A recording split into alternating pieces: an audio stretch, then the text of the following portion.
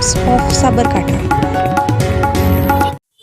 આજે મહાશિવરાત્રિના પવિત્ર દિવસે સાબરકાંઠા જિલ્લાના શિવ મંદિરોમાં વહેલી સવારથી જ ભક્તો ભગવાન શિવની પૂજા અર્ચના અને આરાધના કરી હતી। જ્યારે ખેડબ્બાના શ્રી કાશી વિશ્વનાથ મહાદેવ મંદિરમાં વહેલી સવારની આરતીમાં ઉપસ્થિત રહીને ભક્તોએ બીલીપત્રો, દૂધ અને તલથી જળાભિષેક સાથે વાતાવરણ શિવબન બનાવ્યું હતું। સાથે મહાશિવરાત્રિના પવિત્ર દિવસે ખેડબ્બાના શ્રી કાશી વિશ્વનાથ મહાદેવ મંદિરમાં ત્રિયજમાન દંપતીના યજમાન પદે વિદ્વાન બ્રાહ્મણો દ્વારા વૈદિક મંત્રોચ્ચાર સાથે હોમાત્મક લઘુરુદ્ર યોજાયો હતો અને મોટી સંખ્યામાં ભક્તોએ ફળાહાર સાથે મહાપ્રસાદનો લાભ લીધો હતો।